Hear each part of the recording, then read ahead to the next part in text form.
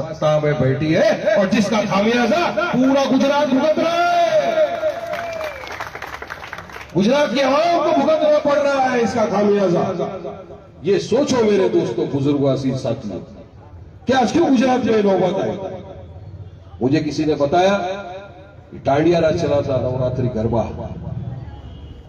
उसमें अहमदाबाद में भी, आपके सूरत शहर की भी बात मुझे पता चली कि यहां पर बाउंसर्स थे, बाउंसर्स होते हैं, सिक्योरिटी होती है, इनको रखा था।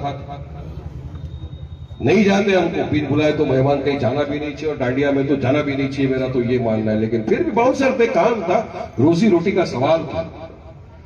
उनको बजरंग दल वालों ने पकड़ के मारा, क्योंकि बोले तुम मुसलमान है, तुम आया कैसे। कौन आवाज कर रहा है? कोई गया उनके लिए लड़ने के? कोई नहीं गया। गया तो आपका अपना बच्चा ही यहां बैठा हुआ है, वसीम कुरैशी, ये गया उनकी हक की लड़ाई लड़ने के, ये गया लड़ने के लिए। हालांकि ना एमएलए है ना कॉर्पोरेटर है, मगर फिर भी जिंदा दिली का सबूत दिया कि नहीं, अगर बेइंसाफी किसी अदालत का हम सब मानेंगे, मगर आपको किसने अधिकार दिया कि आप उसको जाके मारो वहां पर? मगर नहीं, मोदी है तो मुमकिन है, ये भी हो रहा है यार। अहमदाबाद में भी हुआ, आपने, हमने तमाम ने देखा कि किस दरिंदगी के साथ खेड़ा के पास कुछ बच्चे चले गए नवरात्रि में, जो नहीं जाना चाहिए था उनको, गए वहां, पुलिस ने पकड़ा, उनको लेकर आया गया ओपन मैदान में लाकर सरिये से बांधकर भीड़ इकट्ठा की गई। भीड़ इकट्ठा करने के बाद उसको वो मारा गया और लोग नारे लगाते लगे जय श्री राम के, तालियां बजती रही, तालियां बजती। तो क्या हमारे देश में आज एक मुसलमान की ये इज्जत रह गई?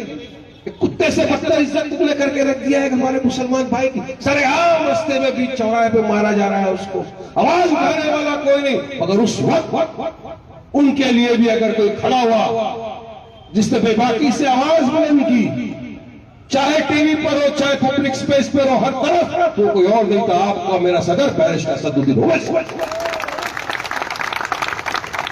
हर मर्तबा जहां जहां की बात आई, असद ओवैसी हमारे लिए खड़े हो गए। तो हम क्या चाहते हैं कि क्यों हम ऐसी पार्टी को वोट न दें जो जीत कर आए और हमारे लिए लड़े। चुनाव का मकसद क्या है कि हम ऐसे नुमाइंदे को जिताए कि जिस आप जाए असेंबली के अंदर और हमारे तरफ से हमारे हक की बात करें, मर्द के माफिक लड़े जाकर, डरपोक के माफिक नहीं। एक शेर को जिताओ 10 गिदड़ की जगह, ये भी याद रखना। एक शेर पुकार होता जाएगा, बड़ा बरिक से लड़ेगा। आपने देखा, आपने गुजरात में इतने बरसों से जिता के भेजा है ना लोगों को, क्या कर रहे हैं जाके बताइए। कोई हक बयानी नहीं कर सकता, सबको डर है। हाई कमांड क्या बोलेगा, हाई कमांड से फैसला आ जाएगा, हाई कमांड से ऑर्डर आ जाएगा। मगर मजलिस का हाई कमांड अल्लाह सुब्हान व तआला है। हमको जो भी है हम जवाबदार अल्लाह सुब्हान व तआला के। अगर ये आवाम ने भरोसा कर हमको वोट दिया, हमको दुआओं से नवाजा, हमको जीता कर हमारे असेंबली में भेजा, तो मजलिस के हर एक जिम्मेदार की, हर एक इंसान की ये जवाबदारी बनती है कि वो जाए हक बयानी करे और जहां जहां बेइंसाफी होती है वो खत्म करे, इंसाफ की लड़ाई लड़े जाकर। वहां ये मजलिस का काम है। तो क्या आप ऐसे नुमाइंदों को नहीं जिताना चाहते अपने यहां सूरत हल्के से? है आपके पास लिबास से भी आज हमने डिक्लेयर किया है, ऐसा मर्द मुजाहिद है जो आपकी आवाज बनेगा, आपके एरिया के काम करेगा, आपके मसला मसाइल के ऊपर काम करेगा। है हमारे पास ऐसे, लेकिन आपको हमारा साथ देना होगा, वरना आने वाले दिनों में पता नहीं क्या हो सकता है। क्योंकि भाजपा, आरएसएस, विश्व हिंदू परिषद ने एक तरीके से पूरी तरह मुसलमानों के खिलाफ एक जंग सी छेड़ी। आप तमाम देख रहे हो, मेरी मां बहनें यहां बैठी है हिजाब पहनकर, परसों से हिजाब पहना जा रहा है, 1400 साल से पहले से हिजाब हम पहनते आ रहे हैं। स्कूल कॉलेज में हमारी बच्चियां हिजाब पहनकर जा रही हैं, किसी को तकलीफ नहीं।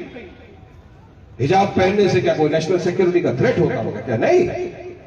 मगर ये भाजपा सरकार सत्ता में आई, कर्नाटका में इन्होंने स्टार्ट किया कि नहीं, ये बच्ची हिजाब पहनकर स्कूल कॉलेज में नहीं जा सकती। क्यों नहीं जाएगी? किसी के बाप का राज है क्या? मेरी मर्जी। अल्लाह सुब्हानहू व तआला ने कुरान मजीद में फरमाया, अपने हुजूर के हुजूर फरमाओ अपनी बेटियों की ताकीद करो कि वो अपने आप को ढाके, और हिजाब पहना हमारा रिलीजन का एसेंशियल प्रैक्टिस, एक हिस्सा है हमारे रिलीजन। और अगर मेरी बच्ची, मेरी बेटी, बहन चाहती है कि वो हिजाब पहने, तो आप कौन होते हो रोकने वाले उसको पहनने को उसको? मगर नहीं, वहां रोका गया। केस चला कर्नाटका की हाईकोर्ट ने, आपको पता है, जजमेंट दे दिया कि हिजाब पहनकर नहीं जाने देंगे। उसके खिलाफ लड़कियों ने फाइल किया केस सुप्रीम कोर्ट में। अभी 2 दिन पहले सुप्रीम कोर्ट के 2 जजेस का फैसला अलग जो जज थे, जस्टिस धुलिया साहब, उन्होंने कहा कि हिजाब आपका फ्रीडम ऑफ चॉइस है, संविधान का एक हिस्सा है, फंडामेंटल राइट है। अगर जो बच्ची चाहे हिजाब पहनना, वो हिजाब पहनकर जा सकती है। दूसरे जज साहब की मुख्तलिफ राय है। हाउ मैटर चीफ जस्टिस के पास गया है, अब सुप्रीम कोर्ट उसकी सुनवाई करेगा, आगे बड़ा बेंच और फैसला देगा। हम तो किसी का ऑब्जेक्शन नहीं देते।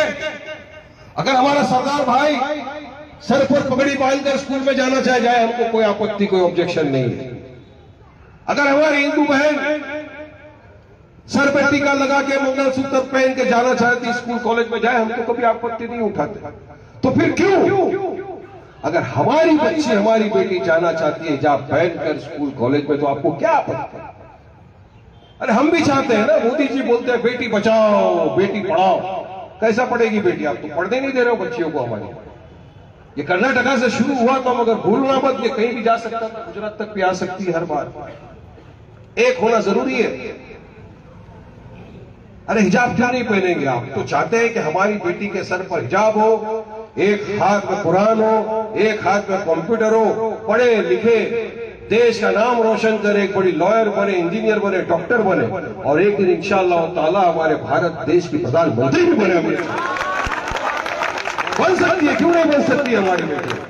और बनेंगे इंशाअल्लाह ताला। मुझे अल्लाह की जात से बिल्कुल यकीन है, उम्मीद है कि एक दिन हमारी बेटी भी हिंदुस्तान की प्रधानमंत्री बनेगी। अरे इंटरनेशनल बॉक्सिंग के अंदर अलाउड करते हैं हिजाब पहनना लड़कियों को, बास्केटबॉल खेलने में अलाउड है, मगर नहीं यहां पर नहीं। अब कौन लड़ेगा बच्चों की तरफ से?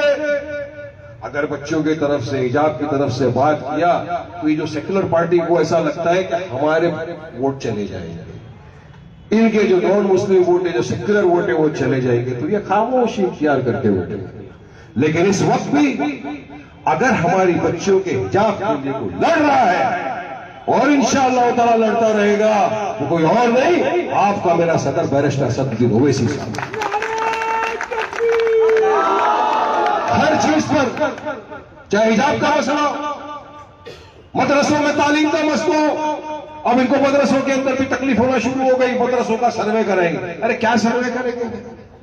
अरे यूपी में 1600 मदरसे वाले को तो अपने 5 साल से जो पढ़ाता है ना इमाम, उसको पगार तक नहीं दिया इन लोगों ने। इनकी स्कूलों का सर्वे नहीं कराएंगे। गवर्नमेंट स्कूल जिसकी हालत इतनी खस्ता है कि अगर 25 सुबह जाती है, वहां पर उसके लिए टॉयलेट नहीं है, 6-6, 7-7 घंटा उसको बैठे रहना पड़ता है। ऐसी स्कूलों की कभी जांच नहीं कराएंगे ये जाकर। विद्या मंदिरों का कभी सर्वे नहीं होगा। लेकिन हाँ, सर्वे कराएंगे किसका? मुसलमानों के मदरसों। मदरसों के कितने बच्चे, कैसा? अरे भाई हमारे ये तो अनएडेड है, गवर्नमेंट तो इसमें पैसा देती नहीं है ना, ये तो हमारा आर्टिकल 30 का प्रोटेक्शन है, संविधान ने अधिकार दिया है। मगर नहीं, अमल दखल